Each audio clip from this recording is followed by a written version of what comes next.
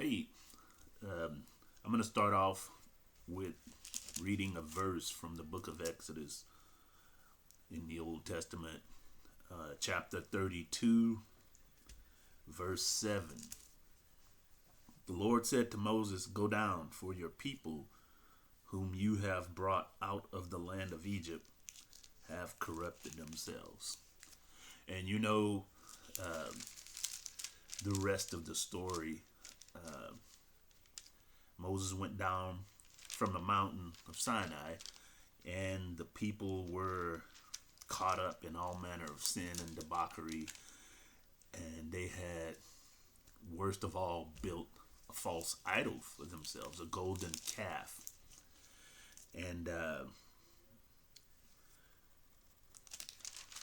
here's something that I believe foreshadows that the reason that the people, the first generation of those Hebrew people, got left behind in the wilderness. They weren't allowed to enter into the promised land because, as you know, Moses ultimately destroyed the idol.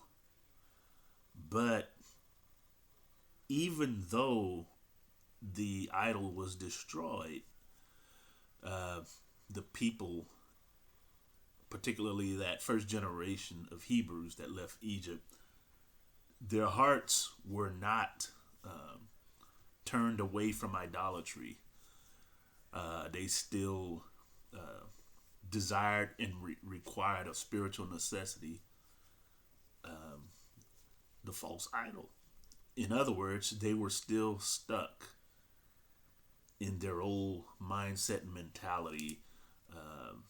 That whole thing about being enslaved. They were stuck in their mentality of being slaves, and they really didn't want to be free. And their mentalities and the way they behave proved it. But check this out. I'm going to read a little bit further. Book of Exodus, still chapter 32, verse 20. And Moses, took the calf they had made and burned it in the fire and ground it to powder and scattered it on the water and made the Israelites drink it.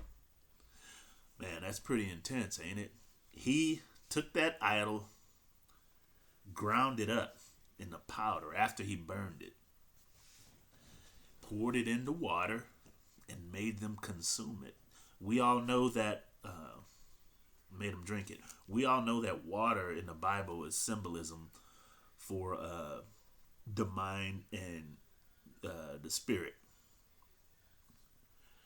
Water is the substance that fortifies the spirit. It gives life. Water is symbolic for life, the life of the spirit.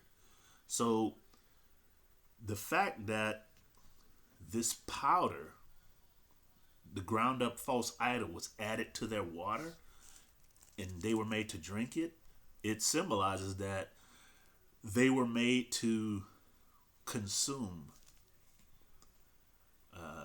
that idol. That idol would forever remain their God and their source of spirituality. It would ultimately be the source of their destruction. Hence, they were left behind. They couldn't enter into the promised land. But I just thought, I was studying the book and I came across this, and I just thought that it would be interesting to talk about. Pretty intense, huh? You know what? I think I would, at some point, I just got another idea.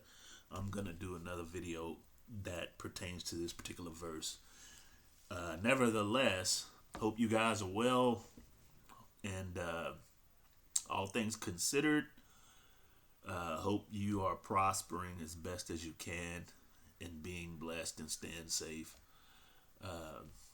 God loves you. Take care.